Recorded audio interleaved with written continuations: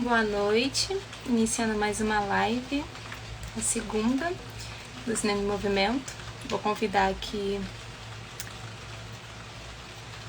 a Jéssica.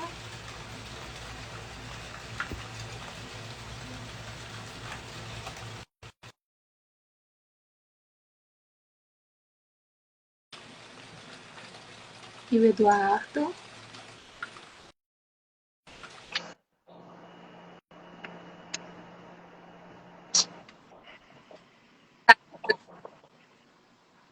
Tudo bom? Boa noite, Eduardo. Boa noite, Jéssica. Boa noite, Pamela. Boa noite, Jéssica. Gente, eu vou iniciar a live, como de praxe. Essa segunda live do Cinema em Movimento, circuito universitário. A gente faz mostra de filmes. Tem 5 filmes na nossa cartela de filmes desse projeto, desse semestre. Incluindo, a gente tem as lives também. E a live de hoje é sobre o filme Rio Negro. E eu tenho a honra de ter como convidado o Eduardo. Eduardo, queria que você se apresentasse. Eduardo foi uma pessoa que esteve no filme, um dos pesquisadores, doutores do filme, entrevistados. Eu queria que você se apresentasse e a gente seguia dialogando um pouco sobre o filme, sobre como foi fazer o filme. Maravilha, Pamela. Primeiro, eu começo agradecendo o convite. Muito honrado em poder falar desse trabalho bacana produzido pela Quiprocó, que é o filme Rio Negro. Bom, me chamo Eduardo Posidônio, sou professor de História da Rede Pública da Educação Básica do Rio de Janeiro. Também trabalho com História da África no Instituto Pretos Novos. Tenho uma pesquisa já de longa data que desenvolvi tanto no meu mestrado quanto no doutorado, acerca das religiões de matriz africana, especificamente dos povos centro-africanos, os Bakongos, Zambundos e Ovimbundos, que foram os povos que vieram em grande maioria, em maioria esmagadora, desembarcar nos portos brasileiros, principalmente para a gente que está aqui no Rio de Janeiro, desembarcaram nos portos do Rio de Janeiro, nos mais variados portos, mas principalmente ali no centro da cidade, povos dessa região da África Centro-Ocidental e que ajudaram nesse processo civilizatório do Brasil, ajudaram na nossa formação, na nossa mentalidade, enfim, no que nós somos hoje. E, enfim, nesses últimos, acho que eu já até perdi as contas, mas 12, 13 anos, venho tentando entender o que existia de sagrado nesses dois lados do Atlântico, né, e como isso vai impactar a vida nesses dois lados do Atlântico, nessa esfera sagrada. Enfim, é isso que eu venho fazendo nos últimos anos. Trabalhei agora até o último mês que passou, minto, até setembro, pesquisando o acervo Nosso Sagrado, que está no Museu da República. Acabou sendo uma grande alegria, porque passei um bom período da vida falando das casas religiosas do Rio de Janeiro no século XIX, e de repente ter acesso a esse acervo foi assim, poder ver, né, de muito perto os objetos que eu vinha escrevendo durante muito tempo, né? Então, enfim, esse acho que sou eu um pouquinho. E pai da Cecília Naê, esposo da Mari, que também trabalha com Libras, enfim, bacana.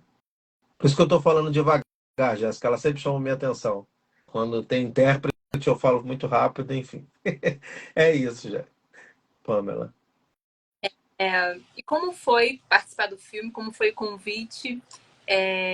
Como foi a escolha também desse tema, trazendo o tema que você traz no filme? Bom, primeiro foi uma alegria muito grande, né, poder participar do filme. Eu confesso que eu até brinco com os diretores, né, do filme, que são grandes amigos, o Gabriel Barbosa e o Fernando. Quando eles me chamaram e contaram a proposta do filme, que era para mostrar principalmente a evolução da cidade do Rio de Janeiro até a construção de Brasília, eu confesso que eu não entendi muito bem a proposta. E até o dia mesmo da gravação, eu fico com certo medo, um pé atrás, mas fiquei depois muito à vontade no set de gravação, porque eu fui para falar das minhas pesquisas, né? Fui para falar desse Rio de Janeiro que eu trabalhei no século XIX, que era uma cidade predominantemente negra, uma cidade africana.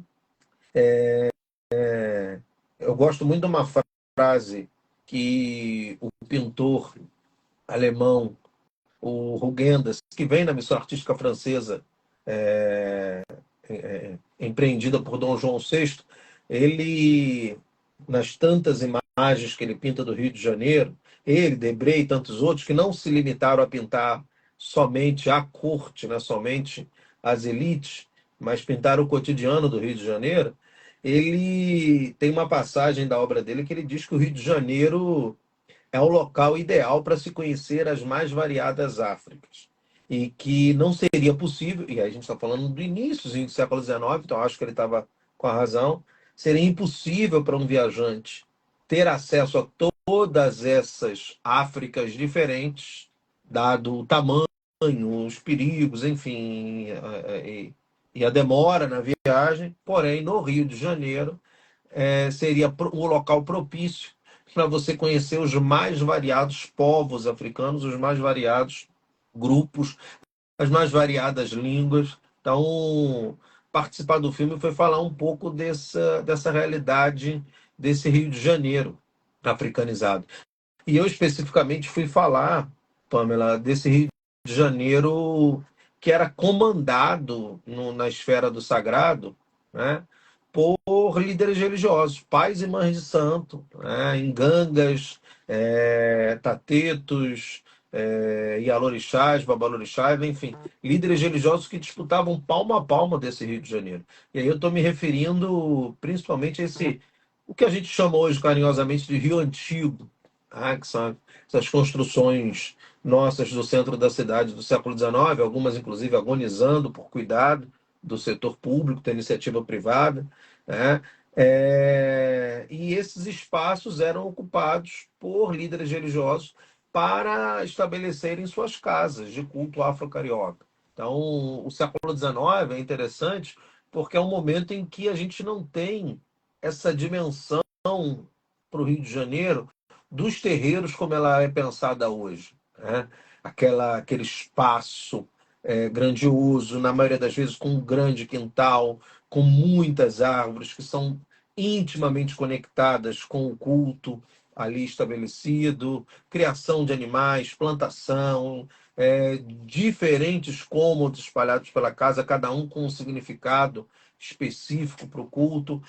Para o Rio de Janeiro do 800, para esse Rio de Janeiro do século XIX, os espaços sagrados eram esses chamados sobrados. Então, é interessante para quem está nos assistindo agora e pensar esse assunto, quando passar, por exemplo, pelo centro da cidade, olhar para aqueles espaços e ficar pensando ali, imaginando ali como seria, né, uma gira de Umbanda no século XIX, num espaço como esse. Aliás, tem uma ainda funcionando no Rio de Janeiro, se não me falha a memória, na Rua do Senado. Tem um terreiro ali. Uma vez eu passei por ali e vi funcionando, não pude parar na hora, fiquei, né, alucinado. Falei, eu preciso entrar aqui nesse espaço para ter uma noção, né, de como funciona hoje e tentar projetar algo para o passado, mas enfim.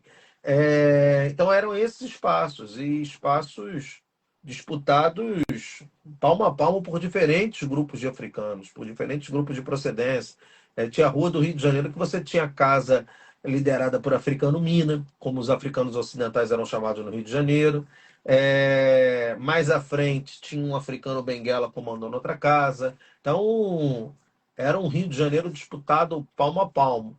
E no imaginário popular, né, a gente imagina que o Rio de Janeiro é tomado único exclusivamente, era tomado único exclusivamente pelas igrejas católicas, né?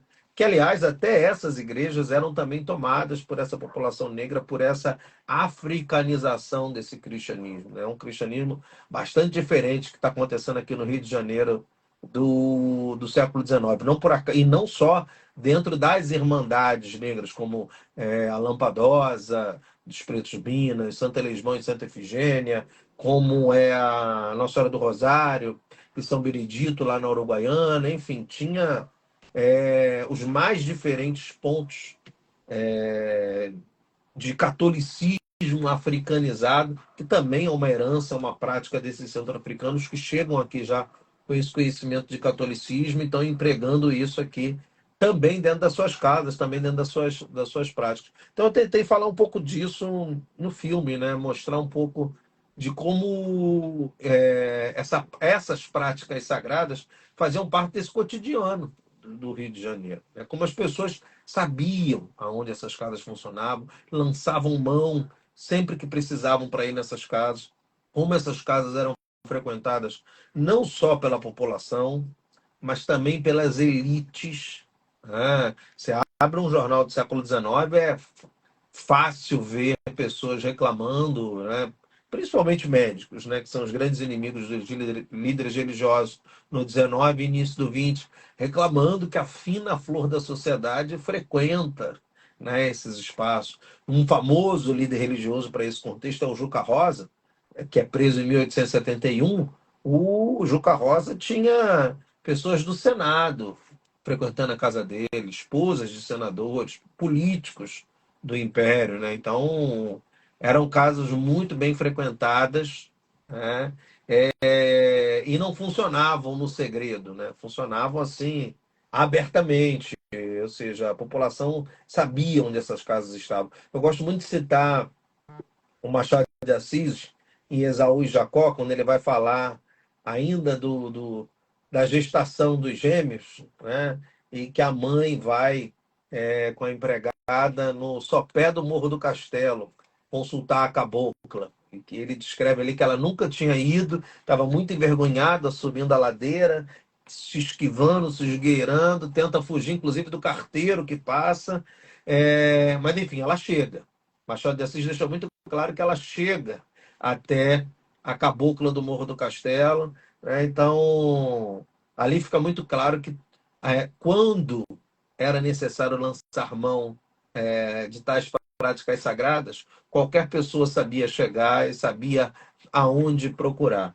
E isso vai impactar na formação do brasileiro, eu acho que isso vai impactar na nossa formação, na nossa mentalidade, enfim. Então, foi interessante perceber como esse Rio de Janeiro foi impactado, né, por essa formação religiosa, por essa formação sagrada. Sim. Quando você disse o terreiro que você passou e viu, ficou muito interessado em entrar, mas não entrou. É numa rua que é esquina com a Riachuelo? Isso, lá na Rua do Senado, exatamente. É o Templo Exa Tecal. é É o um templo da?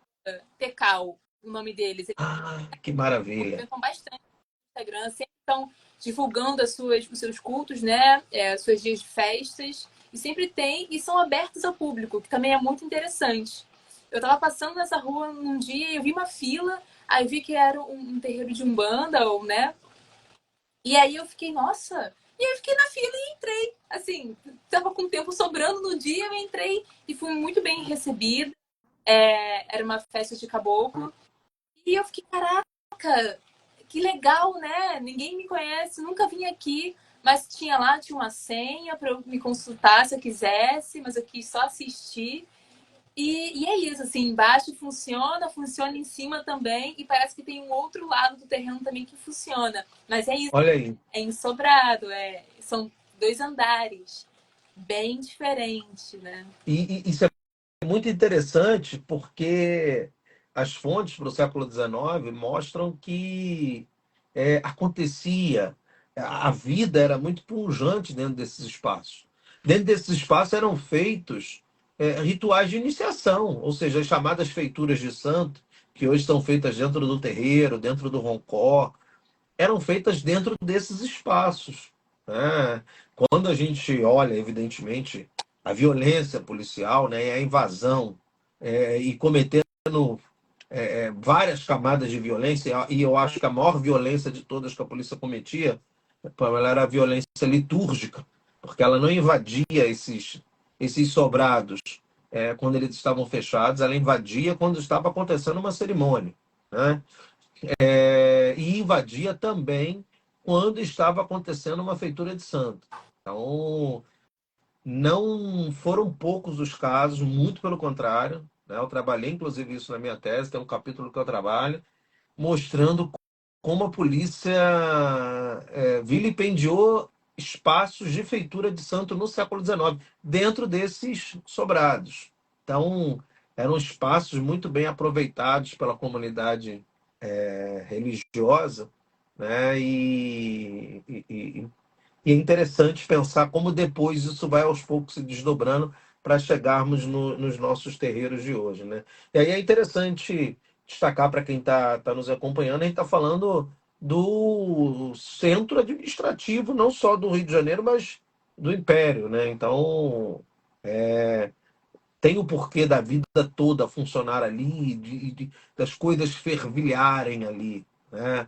E a gente está falando de espaços onde tem moradia, onde tem comércio, né? Essa semana mesmo eu recebi um amigo de São Paulo, o professor Rafael Galante. A gente estava visitando o IPCN para visitar o acervo de um banda que tem lá no IPCN, na Lapa, na rua Mendes Sá, e o IPCN fica em frente a uma sociedade de medicina fundada no século XIX. Lá tem a data, né? E a gente ficou concatenando, falando: olha só, essa construção está aqui e os sobrados também eram utilizados para os cultos, ou seja, como esses médicos eram aterrorizados por esses tambores, né? Pelas filas em que as pessoas faziam para buscar a cura, para buscar cura física, né? A gente está falando dos detentores da arte do ofício de curar no Brasil no século XIX, que são essas lideranças religiosas. E como eles incomodavam os médicos, né? E disputavam o mesmo espaço.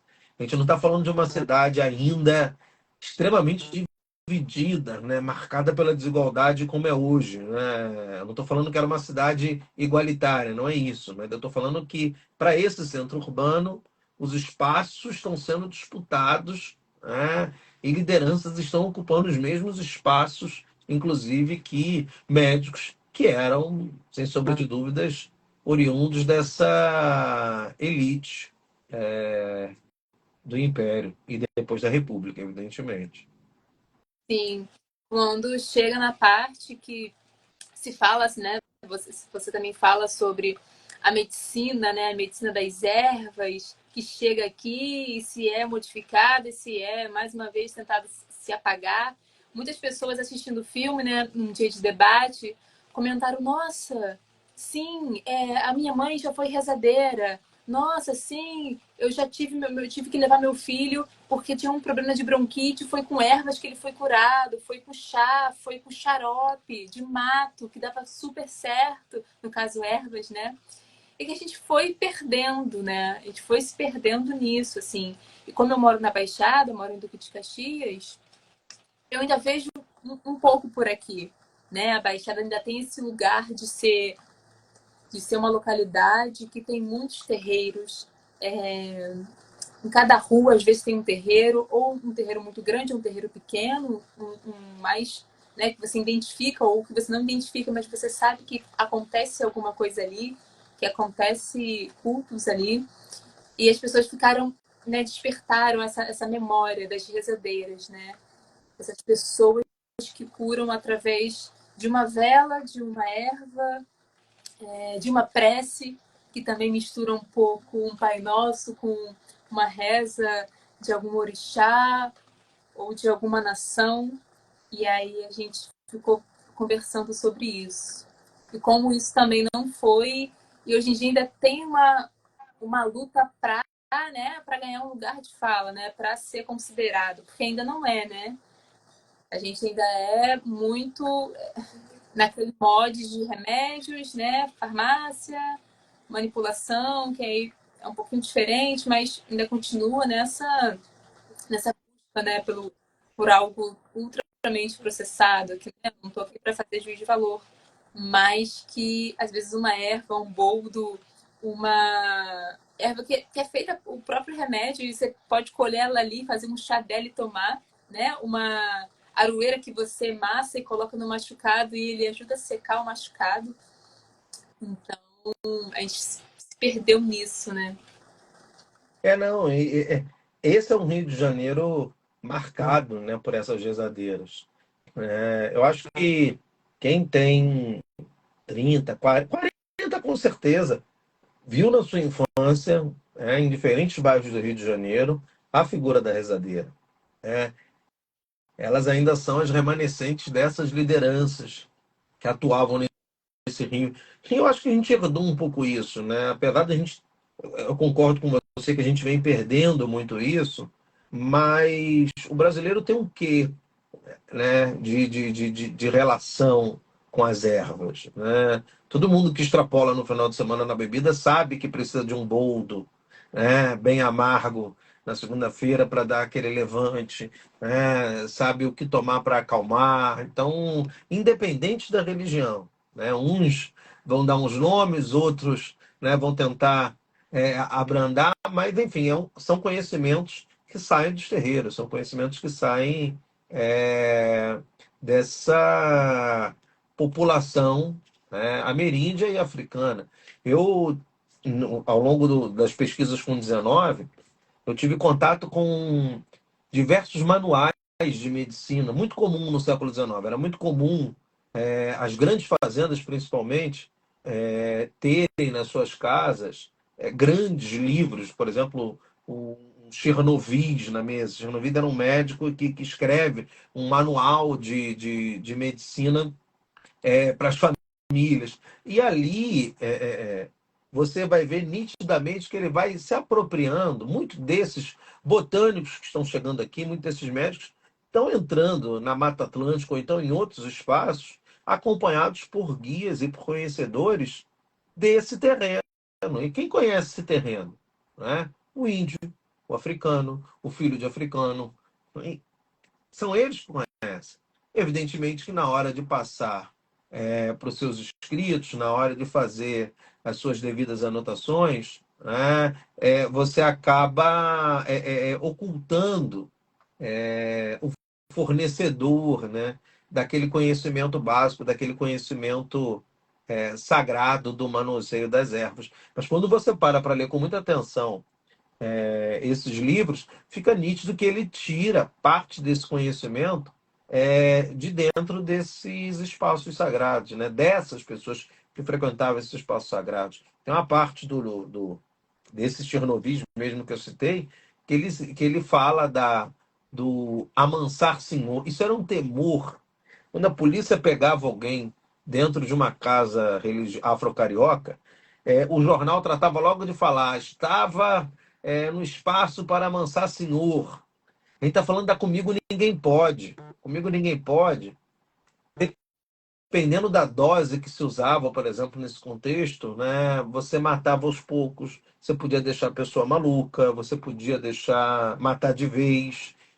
E os senhores sabiam disso, o que abre espaço para pesquisas assim incríveis, porque mostra que nem tudo a violência. Esse senhor ele vai ter que sentar para negociar com esse cativo. Ele não vai conseguir dominar esse camarada só na força. Se ele tentar dominar esse camarada só na força da chibata, ele vai sofrer essas consequências e ele tem plena consciência disso.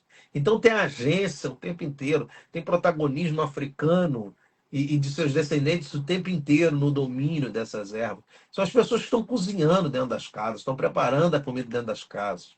Então tem que ter, né, essas negociações, né? Porque senão abre espaço, né, para problemas seríssimos dentro das casas. E os terreiros eram temidos também por isso. Né? Porém, você tocou num ponto interessante, a questão dos curandeiros, né, das rezadeiras. Curandeiro era uma maneira extremamente pejorativa de chamar esses espaços, né, no século XIX. Mas eu tento falar, inclusive, no filme isso. É o grande motivo de perseguição a essas casas, tanto no século XIX quanto no século XX, e que vai dar origem às coleções que a gente conhece hoje, espalhadas pelo Brasil, né? O nosso sagrado, que hoje está no Museu da República, a cadeira de Jubiabá no terreiro Mocambô, a coleção Perseverança, a coleção de candomblé que está no Instituto Histórico Geográfico da Bahia, outra parte de coleção que está no Museu Afro, no Terreiro de Jesus, na Bahia, a coleção que está no Centro Cultural de São Paulo, doada por Mário de Andrade. Essas coleções, elas são fruto dessa perseguição policial, mas dessa perseguição policial ela tem uma origem. A tentativa de aniquilar esses conhecimentos na arte e no ofício de curar, porque a população deixava os médicos de lado, né? Eu me lembro perfeitamente, há 12 anos atrás, quando eu comecei a pesquisar, eu imaginava que a população procurasse os líderes religiosos por ser mais em conta, por nada disso. Ao contrário, né? Quando cobravam a consulta, cobravam e cobravam bem, os preços saíam nos jornais, inclusive, e os médicos, por sua vez, no século XIX, estão tendo que oferecer serviços gratuitos numa tentativa hercúlea, desesperada, de conseguir clientela, de conseguir alguém que vá aos seus consultórios, sabe? Preciso muito longe, a medicina está se formando, né, ainda no século XIX. A medicina, as faculdades de medicina chegam ao Brasil junto com a corte, né, em 1808, na Bahia e depois no Rio de Janeiro. Então, essa classe se atacava o tempo inteiro nos jornais. Um chamava de doutor furabucho, o outro retrucava no dia seguinte com carta chamando de fura-uretra, enfim. Então era. E a população, óbvio, preferia ir nos terreiros, se curar, não só física, mas espiritualmente, né? Enfim, cuidar das mazelas da vida dentro dos terreiros. Isso causava assombro, assombro, inclusive no século XX. O Código Penal de 1890, que tipifica como crime a prática do espiritismo e do curandeirismo, do exercício ilegal da medicina, é um exemplo de perseguição e de vitória, infelizmente, desses médicos, que aí legitima a invasão dessas casas. Mas por quê? Porque eles perdiam todas na disputa com essas lideranças. As lideranças preferiam, né, ir a essas casas. Eu cito o exemplo do Laurentino no filme.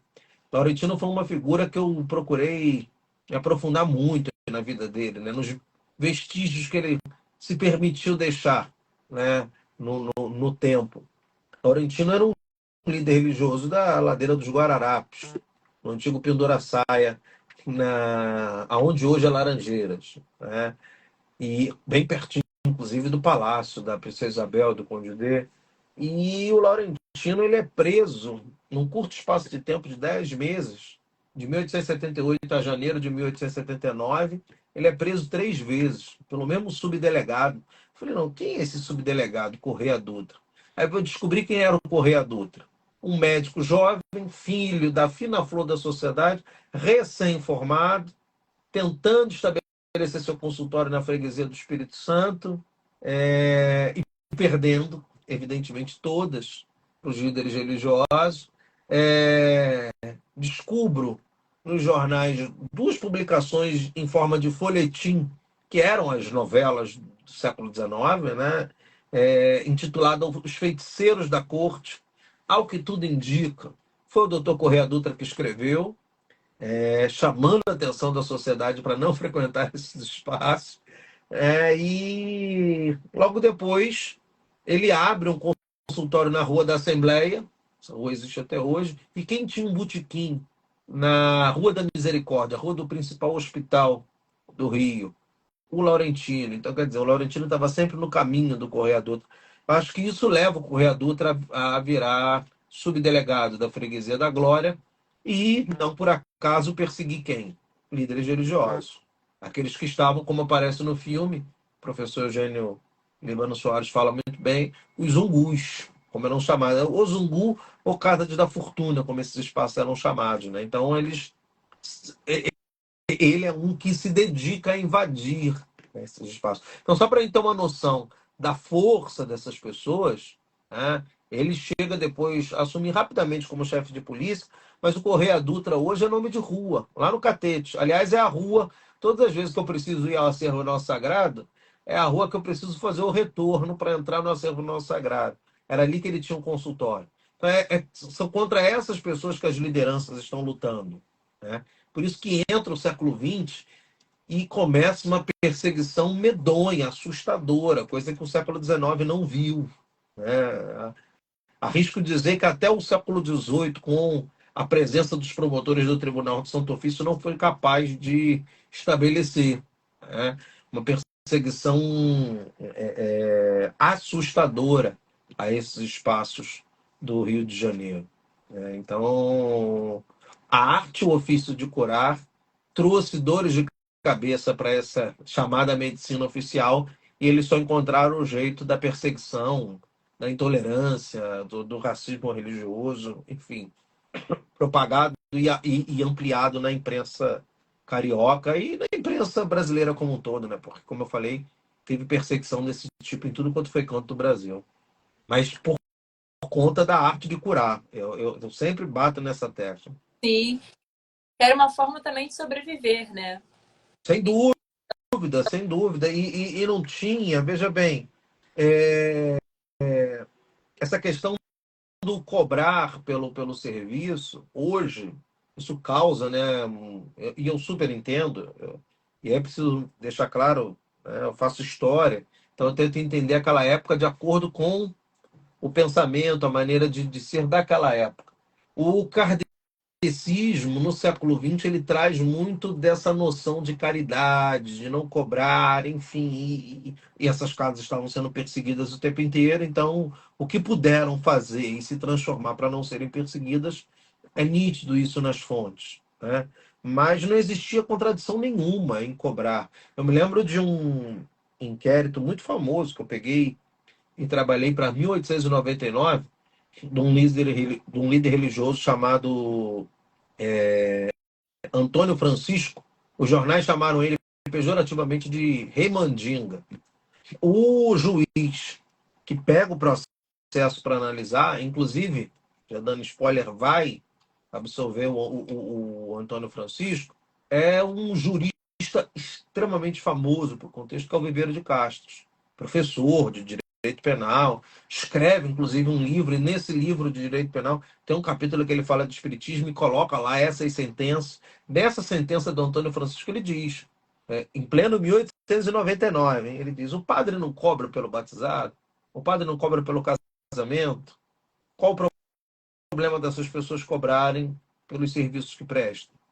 As pessoas não vão à igreja e acreditam na água benzida trazida de Fátima, não acreditam nas Ave-Marias. Ele vai comparando o catolicismo com esses espaços afrocariocas e mostrando que não tem problema algum na existência dessas casas, na cobrança dos serviços. E sim, era como essas pessoas se sustentavam, era como essas pessoas exerciam, né, o sustento da sua família, né? O Laurentino mesmo, eu não achei, infelizmente, o inventário dele, mas eu tive acesso via Jornal do Comércio ao espólio dele, que a filha dele, a dona Júlia, e aí é interessante ver como essa família evoluiu financeiramente, porque em 1878, 1879, perdão, dentro daquelas prisões que eu falei, a Júlia está sendo presa junto com o pai. Tinha 9 aninhos apenas. Uma violência. E ela é chamada no livro de matrícula de Júlia Liberta, para deixar bem clara a condição dela de que nasce cativa, né, e é liberta. Então, as palavras têm um peso muito grande no século XIX. Ninguém escreve as coisas por acaso no século XIX. Tá? A gente não tinha esse contexto de rede social onde as palavras são jogadas muitas das vezes, infelizmente, ao vento. Não, as palavras, principalmente nos órgãos oficiais, têm um peso muito grande. Então, o escrivão quis demarcar, Júlia Liberta. Em 1895, quando essa mesma Júlia está cuidando do espólio do pai, ela já é chamada na documentação por Dona Júlia. E dona para o século XIX não é o mesmo dona que a gente tem no século XX e principalmente XXI. Dona Fulana, Dona Beltrana. Não. Dona é o feminino de dom. Tá? Então, é uma maneira extremamente relevante de se chamar alguém nesse contexto. Então, sim, você tá coberto de razão. As pessoas viviam disso, né, e conseguiam construir pequenas montas, o que mostra, repito, poder de agência, poder de articulação, poder de luta, né? O que é fantástico, né? Mostra o cotidiano, que para muitos seria algo simples, mas mostra uma família lutando, enfim, para ter seu espaço, para ter sua liberdade, sua autonomia financeira, o que é extremamente importante, né? Até hoje, inclusive.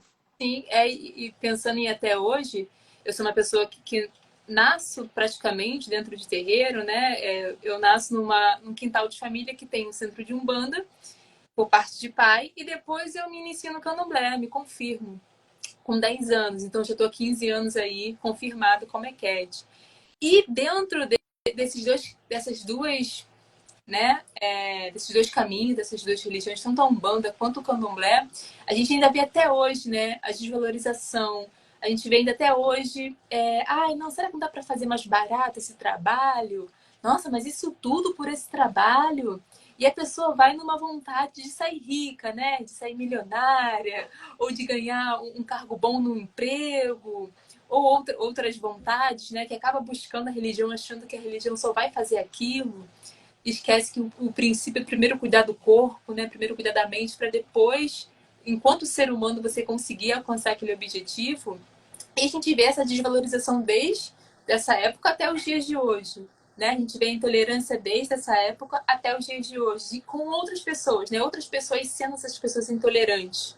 Mas também a gente acaba ainda estando no mesmo modus operandi. Né? A gente acaba ainda sofrendo as mesmas coisas. E essa desvalorização é isso, né? Esse racismo, essa tentativa de demonizar, discriminar a todo momento, essa tentativa de apagar mesmo, né? Como o filme conta muito bem e narra muito bem e traz muito bem a tentativa de apagamento a todo momento do Rio de Janeiro, né? Colonizado por pessoas pretas, né? Esse Rio de Janeiro é feito por pessoas pretas, construído por pessoas pretas, por pessoas africanas. Então é muito bizarro, né? A gente pensar há 200 anos atrás, há 300, e ver que hoje em dia a gente ainda está tentando muito buscar essa valorização. Sem, sem dúvida. É pegar de empréstimo mesmo o Viveiro de Castros lá na virada para o século XX. Ninguém reclama de pagar pelo matrimônio dentro da igreja, enfim, de pagar pelos ritos, né? Até porque sabe que precisa sustentar. E aí não estou falando que não é legítimo, ao contrário, acho que é extremamente legítimo.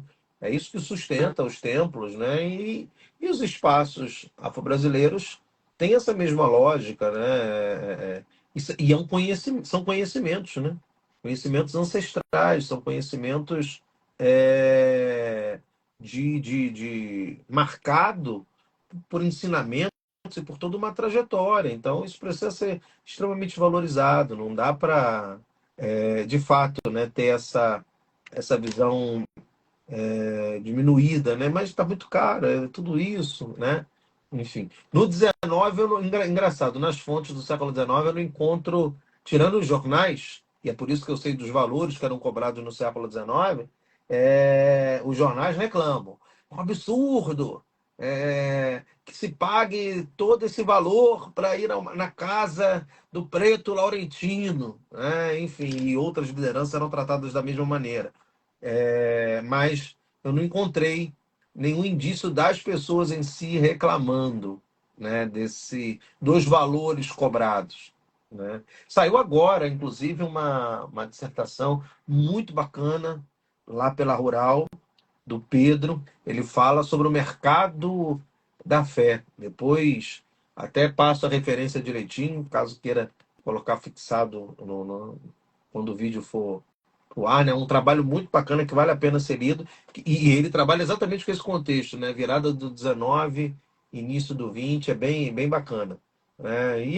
Repito, o que você falou, é o modo de vida dessas pessoas, é o mundo do trabalho, né, dessas pessoas. Exatamente agora, né? Porque o padre ele também dedica um tempo e acaba dedicando a vida toda dele, né? um pai de santo, uma mãe de santo, um babalorixá, uma iolorixá também dedicam. Muitos deles têm dupla função, né? Estão ali dentro dos seus terreiros, mas também trabalham com outro emprego totalmente diferente, né? Porque precisam se sustentar, mas nos seus dias de folga eles estão ali, né? Nos seus dias de lazer eles estão ali, voltado para a religião, né? Voltado para cuidar dos seus filhos, voltados para cuidar dos seus clientes. Então é nada mais justo do que também eles estarem recebendo por isso, né? Muitos não cobram algumas coisas, tem coisas que realmente não se cobra, mas algumas coisas precisam ser cobradas, ainda mais quando não é um filho, né, que está ali na casa, ajudando a casa, mantendo a casa, mas sim uma pessoa cliente, que ela vai lá, ela vai precisar daqueles cuidados, ela toma aqueles cuidados e ela vai embora. Ela não tem um compromisso que um filho de santo tem. E são essas pessoas que não entendem, né, na maioria das vezes, os valores e realmente valorizar o trabalho da pessoa, né, o tempo, a dedicação, o conhecimento, né? Alguns babalorixás ou ialorixás estudam e se dedicam de forma mesmo de fazer um curso, ou um curso de toque, ou um curso de rezas, ou um curso de comida, ou uma outra coisa que agregue no seu fazer espiritual. E isso não é valorizado, né? E de ensinar também, né? O tempo que se leva educando, né? Ensinando. Eu vejo muito nos espaços que eu frequento, que eu visito, né? Principalmente por conta da pesquisa que desenvolvi, os terreiros eles são local de aprendizagem também, né? Então, as crianças estão sendo formadas ali. Você mesmo acabou de falar do seu processo iniciático, né? Muito novinha. Ali foi sua escola. Muito do que você é hoje, com toda certeza, passou por essa vivência, né? E por esse ensinamento de terreiro. Então, isso precisa ser valorizado, sem sombra de dúvidas. Sim, total. Gente, só para lembrar, quem estiver aí assistindo, podem fazer comentários, quem viu o filme ou quem já sabe um pouquinho da história do filme. Podem ficar à vontade para fazer comentários que a gente vai ou respondendo ou dialogando juntos. Me fala um pouco sobre o Instituto, como está sendo o trabalho lá, quando você começou lá, como está sendo desenvolver, o que está acontecendo lá nesse momento. Ah, bacana. Bom, o Instituto Pretos Novos acabou de lançar um livro escrito a várias mãos, organizado pela jornalista Mônica Sanches. Um livro bem bacana, falando sobre os Pretos Novos do Valongo. Então, e aí, enfim, cada autor, Mônica Lima, o Eugênio Libano Soares, que aparece no vídeo, no filme Rio Negro, o Cláudio Honorato, o Júlio, que escreve sobre o cemitério dos Pretos Novos, que é uma das fontes de inspiração para o enredo da Mangueira do ano que vem, né? A Mangueira vem falando, partindo do Pretos Novos e da entrada maciça desses centro-africanos para falar dessa formação do Rio de Janeiro. Aliás, estou esperando bastante desse enredo da Mangueira para o próximo ano. Então, Pretos Novos está em festa com o lançamento desse livro, né? E lá eu trabalho com a parte dessas das práticas sagradas advindas dessa África Centro-Ocidental, como eu falei. Então, as turmas têm aula comigo sobre o que os povos centro-africanos trouxeram para cá dentro das suas bagagens, né? E ajudaram a formar esse Rio de Janeiro nessa esfera sagrada. Então, e lá é um espaço de luta, né? Enfim, de movimentação cultural. Eu fico encantado com as pessoas que comandam, né? Mercedes, enfim, e toda a equipe que está ao lado dela, a equipe de guias, enfim, oferecendo cada mês diversos trabalhos, enfim, visitas guiadas pela Pequena África, aulas, oficinas. Então, para quem não conhece o Instituto dos Preços Novos, vale muito a pena seguir nas redes, acompanhar o trabalho, porque tem muita coisa para ser feita nesse Rio de Janeiro, aprender, porque eles estão sempre oferecendo coisas novas. Então, assim, é bem interessante, super recomendo. E o livro também, vai lá no Pretos Novos que você consegue ter acesso a esse livro que eu acabei de falar. Ai, que bom. Muito bom saber dessa novidade. Isso aí. E me diz, você é professor da rede pública também, né? E rola parcerias das escolas com o Instituto de levar os alunos? O Instituto Pretos Novos fica, né, aberto constantemente para receber alunos da rede pública e privada. Tem um dia da semana que é dedicado exclusivamente aos alunos da escola pública, se não me falha a memória, às terças-feiras, né? E, enfim, é super importante que a gente tome conta, né, desse Rio de Janeiro, transforme esse Rio de Janeiro numa sala de aula. Eu, ao longo da minha vida em sala de aula, eu sempre gostei de aproveitar esse privilégio que é ser professor no Rio de Janeiro. Durante a caminhada inicial na escola privada era mais fácil, né, de você chegar, conseguir ônibus e levar para os espaços, mas eu consegui aos poucos adaptar isso para a escola pública também, que tomar esses espaços que inclusive aparecem o tempo inteiro nesse filme, né, Rio Negro. Então, quando você para, eu costumo brincar com os meus alunos quando eles vão para o centro do Rio, para eles se prepararem que eles vão andar igual a camelo, né, porque é um trabalho de campo. Então, a gente vai, na verdade, explorar rua a rua. Então, e o Rio de Janeiro tem isso, né? Diferente de algumas cidades históricas do Rio, do Brasil, né? Que você vai e ali você tem arquitetura de um determinado período, de um determinado contexto, história ligada a um determinado contexto. Para o Rio de Janeiro, muitas das vezes você chega numa rua, você faz um giro, você vê prédios do final do século XVII, final do século XVI, na verdade, até novos prédios do século XXI. Então, o Rio de Janeiro traz, por ter sido a capital, né, da colônia, do Império e da República, traz essa facilidade de você se apropriar dessas ruas, se apropriar desses espaços sagrados que existem até hoje. Por exemplo, você quer compreender sobre as divisões sociais desse Rio de Janeiro do século XIX, você faz uma caminhada por essas ruas com os alunos, entrando nessas igrejas que eram irmandades, né? Você mostra como era, por exemplo, uma irmandade de africanos, como era a Lampadosa, anda mais um pouco e vai até uma irmandade da elite, que era a Irmandade do Santíssimo Sacramento, que chegou, inclusive, a ser a sede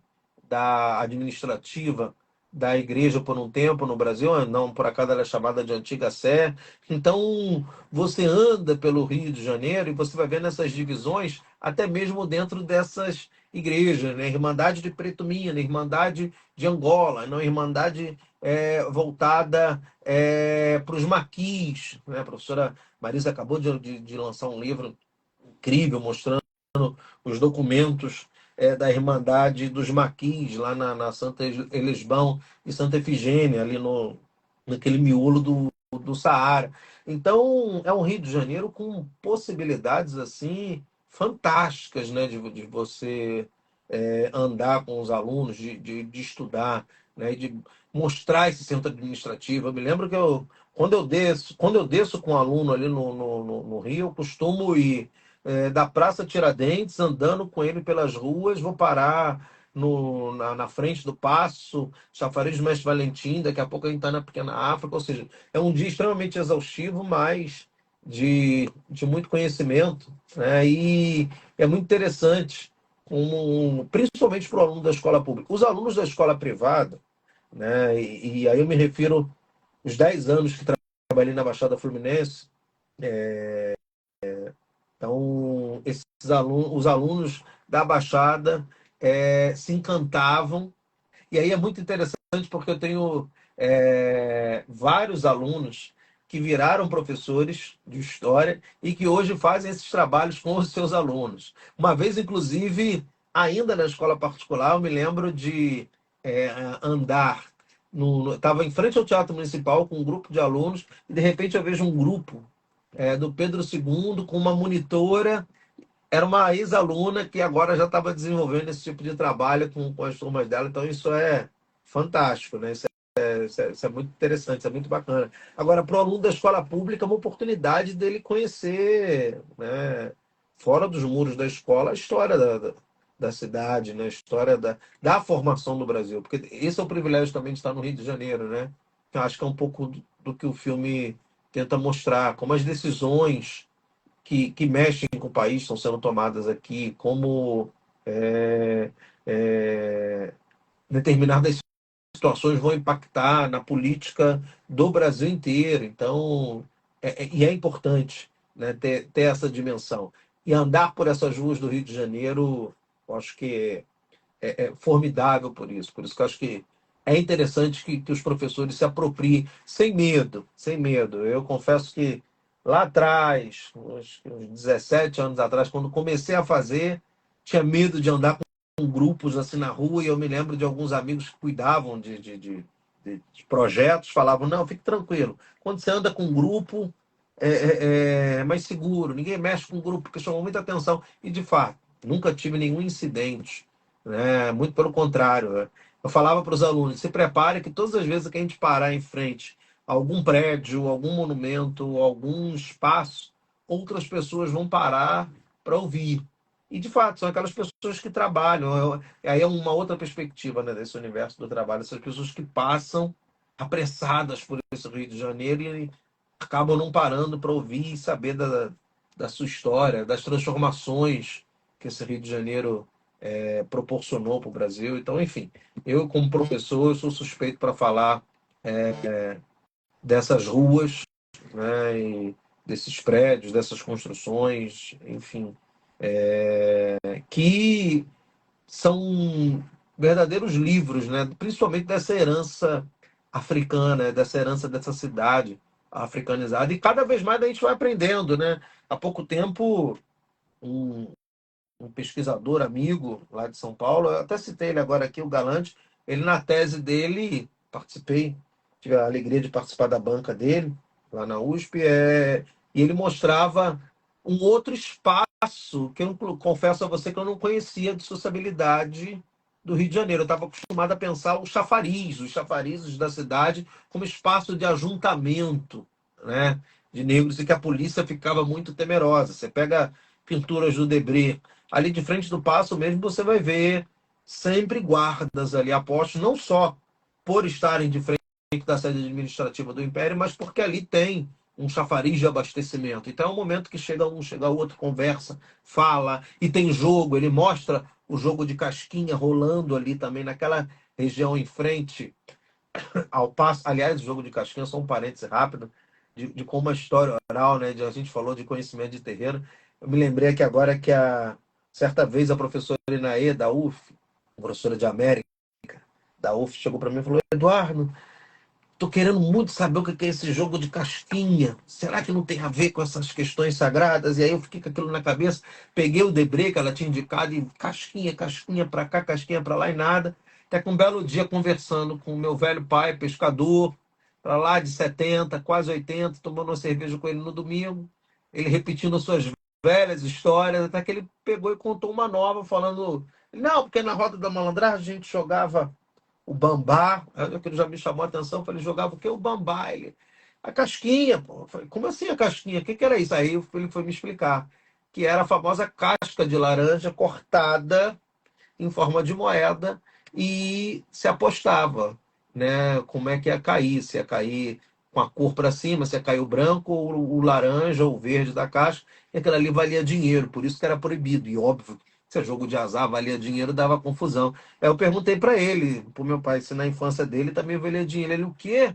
Pescador ganhava ou perdia tudo ali, perdia às vezes a noite de trabalho ali na casquinha. Isso na beira do cais, na beira da praia. Então, aprendi como é que se jogava, né, essa questão da casquinha. Mas, enfim, então, eu estava falando da questão dos ajuntamentos, né, que eu tinha muito dessa questão do chafariz. O Galante ele fez um trabalho bacana para falar das igrejas, o trabalho dele foi para falar dos sinos, né, e ele mostrou nas fontes como os sinos, como as torres, perdão, sineiras das igrejas do Rio de Janeiro e de todo o Brasil, mas principalmente do Rio de Janeiro, que é onde ele desenvolve a pesquisa, era o local de encontro dessa população, principalmente de capoeira. E tem momentos que tem mais de 50 pessoas no forro da igreja, na Torre Sineira. E não é de qualquer igreja, ele mostra nas fontes as pessoas ocupando a igreja de São Francisco. E desde a sua fundação é também um templo voltado para atender a fina flor da sociedade. Então, ali, nesses espaços, nas Torres Sineiras, eram ajuntamentos também. Né? Os toques dos sinos levavam esse conhecimento africano, as badaladas africanas, os ritmos africanos, as mensagens. Então, é uma cidade africanizada, repleta de códigos. Né? O, o Carlos Eugênio fala isso no filme, né? Que num determinado horário da cidade, no século XIX, até 5 horas, mais ou menos, você raramente ouviria, dependendo do canto que você estivesse, o português. Por quê? Você tinha ali o Quimbundo, o Kikongo, o Yorubá, o Fon, diversas línguas sendo faladas, né, nos mais variados cantos da cidade. Eu trabalhei muito com viajantes, né, pro início do 19, para escrever minha tese. Então era muito comum mesmo, eles falarem, eles passam carregando objetos, que eram os negros carregadores, né, os cativos de ganho, cantando músicas em línguas africanas. Então, reparem, era uma cidade tomada por esses conhecimentos. Né? Então, nesses espaços, nesses logradouros, quando a gente pensa, por exemplo, a primeira metade do 19, o Campo de Santana, ele era espaço de culto aos domingos. É claro que o viajante, quando chegava, principalmente o menos desavisado, ele está escrevendo que aquilo ali é festa. Né? E os negros se reúnem aos domingos para celebrarem no seu dia de folga, cantam e dançam em rodas, com tambores, freneticamente, ao longo do dia. E aí eles citam, a maioria deles citam, que geralmente quem comanda essas rodas é uma pessoa com um penacho na cabeça, com guizos, com colares, com chocalhos. Está falando de um enganga, né? Está falando de uma liderança religiosa. Ele está vendo festa, mas aquelas pessoas que estão ali praticando, aquilo é litúrgico, aquilo é cerimônia. Claro que termina em festa também. Por isso que na minha tese eu passei a chamar, seguindo indicação inclusive do Bob, né, de culto de aflição, fruição, ou seja, é um culto de aflição para você melhorar algum aspecto da vida, como você falou, o interior principalmente, mas se o culto termina bem, se o culto termina de forma venturosa, termina em festa, termina na fruição, que é a herança que os candomblés herdaram, né, nos dias de hoje. Os candomblés, as umbandas, termina a cerimônia, se a cerimônia foi bem sucedida, se tudo correu bem, né, termina em quê? Numa grande festa, uma grande, né, celebração, numa grande cerimônia. Ontem mesmo minha esposa voltava para casa comigo falando, nossa, comida de terreiro é uma delícia. A gente foi numa festividade, né, numa casa de Candomblé Angola, de um grande líder religioso que eu gosto muito, Tateto Munene. E depois foi servido um banquete. Então essa a lógica, né, do culto de aflição, fruição. Então, enfim, estava falando do Rio de Janeiro. Andar por essas ruas é você pisar nesse solo, né, e explorar cada cantinho. Se deixar, a gente fica o dia inteiro no Rio ali, explorando e dando aula para os alunos. Né? E eu acho que o filme conseguiu explorar muito bem isso, né? Pegando esses cantinhos do Rio, mostrando como essa população negra se apropriava da cidade, que era, diga-se de passagem, uma cidade muito parecida em arquitetura com a cidade que era o porto de embarque desses cativos, que é São Paulo de Assunção de Luanda. Né? É muito interessante pensar que depois dessa travessia traumática, né, passado esse momento da travessia, dessa calunga, desse rito iniciático que era essa travessia, não era uma adaptação tão difícil na cidade do Rio de Janeiro. Entenda, não estou abrandando em nada a escravidão. O que eu estou falando é que existiam diversas possibilidades, até pelas semelhanças administrativas, religiosas, enfim, pelos códigos da cidade, de aproximação entre Rio e São Paulo de Assunção de Luanda. Então, um cativo que veio, que tenha vindo daquela região, que tenha vivido naquela região, não teria muita dificuldade de se adaptar na cidade do Rio de Janeiro. Então, de certa maneira, conhecer o Rio de Janeiro é também conhecer um pouco do outro lado do Atlântico. Não, só com certeza. E voltando só um pouquinho na questão dos alunos, é muito importante, né? Parece assim um pouco as pessoas que não talvez vivenciam morar na Baixada, nascer na Baixada e ter essa distância até chegar ao Rio e ir em visitas, né, em passeios dentro da escola, dentro do ensino fundamental ou do ensino médio, ir para esses espaços de saberes, ir para museus, ir para espaços mesmo, instituições, é muito importante. É muito importante, né? O aluno ele fica assim esperando o dia chegar para ir. Eu ficava esperando muito assim o dia chegar para ir, mesmo conhecendo o Rio. Meu pai sempre fez questão de apresentar o Rio, de andar de trem, de entender como é sair da Carioca e chegar na Lapa, chegar na Glória, chegar no Catete, tudo a pé, andando, sem pegar nenhum ônibus para conhecer o Rio de Janeiro. Ele falava isso. Isso é muito importante, é muito importante. Sem dúvida. Sem dúvida, sem dúvida. Eu Então, vi essa transformação, repito, até mesmo nos alunos, né, da escola particular. Para muitos, era a primeira vez que estavam chegando ali naquele centro da cidade, como você falou. Então, eu incentivo demais a diversos professores a se apropriarem desse espaço da cidade, como sala de aula. O Rio como sala de aula. sim. Nossa, agradeço muito você e todos os professores que fazem isso, porque é muito importante. Maravilha. Acho que, enfim, faz parte do nosso ofício, né? Então, é um momento importante, né? Então, procure incentivar bastante.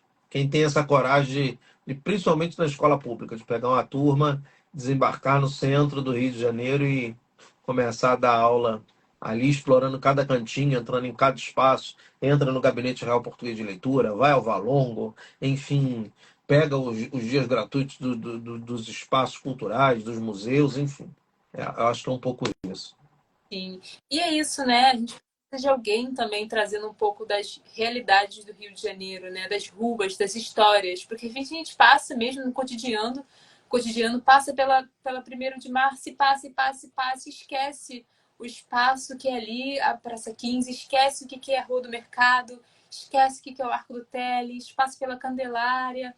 Se você vai até, né, o Valongo, você esquece o que todo esse trajeto foi e que é tão importante, né? Tem tanta energia, né? Tem É, uma energia muito. exatamente, exatamente. Principalmente para resgatar, né, essa história que o filme quer contar um pouco, né? Que é essa cidade africanizada, que é essa cidade que depois vai tentar viver um momento, como o Simas fala lá no filme também, né? De se tornar francesa, vai deixar de lado essas heranças lusitanas e africanas. E não consegue, né? Evidentemente que não consegue. Não por acaso estamos aqui falando exatamente desse Rio de Janeiro impactado e por esse processo civilizatório dessas diferentes populações africanas que aqui desembarcaram. Exatamente. Eduardo, eu agradeço muito você estar aqui. Eu acho Eu que agradeço, foi um prazer poder falar um pouco desse filme, né, Rio Negro.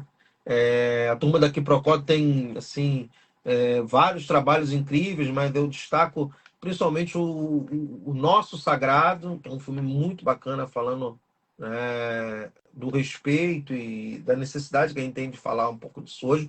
E um outro filme que eu trabalhei muito também em sala de aula, que é o Respeito ao Nosso Sagrado.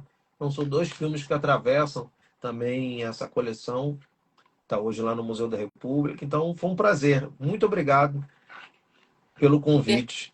E obrigado quem ficou assistindo a gente até agora aqui. O Cadu está aqui, Cadu lá da Rural, meu querido. Bom te ver por aqui. Abraço grande. sim. O Fernando e o Gabriel arrasaram, toda a equipe, todos os entrevistados, todos os pesquisadores que estiveram no filme. né? Toda a equipe técnica, ficha técnica, você, o Nielso, que também esteve na live no mês passado. Agradeço muito você, Eduardo, por estar aqui hoje. Agradeço muito também a Jéssica, que é a nossa intérprete.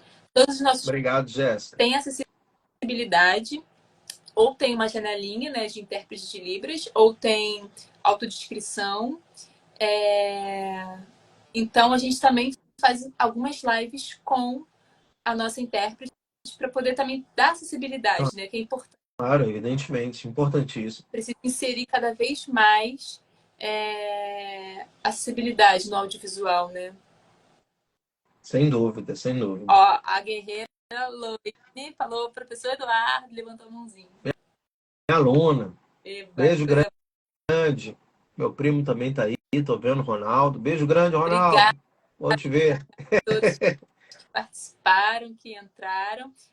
Essa live vai ficar gravada, né? Vai estar no nosso YouTube. Então é uma aula aí que o Eduardo nos deu. Muito obrigada, Eduardo. Eu que agradeço. Tchau, tchau, minha gente. Boa noite. Um abraço grande. E parabéns por essa série de lives e esse projeto que é divulgar um pouco da nossa cultura. Força. Valeu. Tchau, tchau, galera. Tchau, tchau.